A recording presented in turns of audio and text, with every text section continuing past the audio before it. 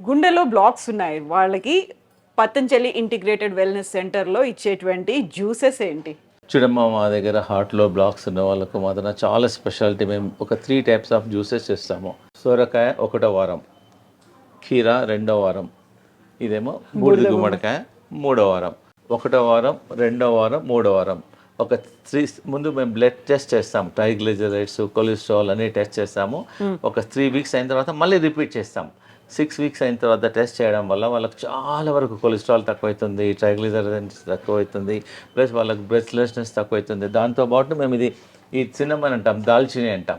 ఈ దాల్చిని టీ ఇస్తాం వాళ్ళకు. ప్రతిరోజు సాయంకాలం టీ బదులు ఈ దాల్చిని వాటర్లో వేసేసి దాన్ని బాయిల్ చేసి దాన్ని డికాక్షన్ ఇస్తాము. ప్లస్ వాళ్ళకు లంచ్ ఫస్ట్ ఒక 3 డేస్ హార్ట్ పేషెంట్స్కి మేము ఫుడ్ ఇవ్వం.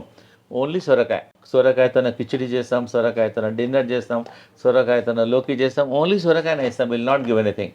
ఓన్లీ సొరకాయ ఇస్తాము. బాయిల్ సొరకాయ ఫుడ్ చేస్తాం. ఒక ప్రిపరేషన్ డిజైన్ చేస్తాం హార్ట్ పేషెంట్స్, అది ఇస్తాము. ప్లస్ బాయిల్డ్ వెజిటబుల్స్ ఇస్తాము. ఒక 3 డేస్ ఇస్తాం.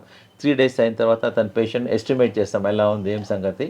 న్యాచురల్ పద్ధతిలో మేము హెల్ప్ చేస్తాం.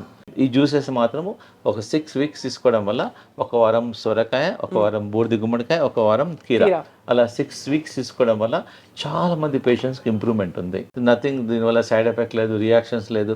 Before doing a major surgeries you can try in the home it self. Everything is available.